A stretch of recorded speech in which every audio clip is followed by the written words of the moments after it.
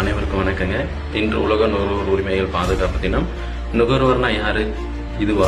இல்ல. நுகர்வோர்னா ஒரு பொருளை வாங்கி விலைக்கு வாங்கி பயன்படுத்துவோர், ஒரு பொருளையோ சேவையை விலைக்கு வாங்கி பயன்படுத்துவோர் தான் நுகர்வோர் சொல்றாங்க. ஸோ அந்த மாதிரி பொருள் வாங்கி பயன்படுத்தும் போது தரமா இல்லாமல் போனால் அப்போ நுகர்வோருக்கான மன உளைச்சல்லாம் அதிக அளவில் ஏற்படும். அதனால் அவங்களுடைய பணமும் வீணாகுது. அதனால அவங்களுடைய உரிமைகளை பாதுகாக்க 1962 ஜான் எஃப் கென்னடி என்பவர் அமெரிக்காவில் ஒரு தீர்மானத்தை கொண்டு வந்திருப்பார். அமெரிக்கா அந்த சபையில் தீர்மானத்தை கொண்டு வந்திருப்பார். அதன் அடிப்படையில் தான் நுகர்வோர் தினம் 1983 மார்ச் 15 கொண்டாடப்பட்டு வருகிறது.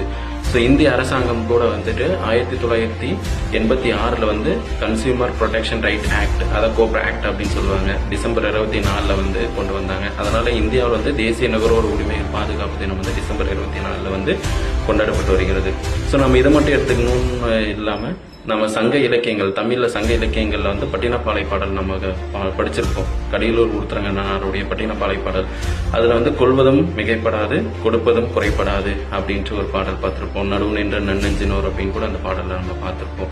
ஸோ அதனால நுகர்வோர்களுடைய உரிமைகளை பாதுகாப்ப இந்திய அரசாங்கமானது இந்திய அளவுலேயே, மாநிலங்கள் அளவுலேயே, மாவட்டங்கள் அளவுலேயும் நுகர்வோர் குறை தீர்வு நீதிமன்றங்கள்லாம் கொண்டு வந்திருக்காங்க. சரி, இதெல்லாமே தெரிஞ்சு வச்சுக்கோங்க. இன்றைய வினா என்னன்னா, தேசிய நுகர்வோர் உரிமைகள் பாதுகாப்பு தினம் எப்போ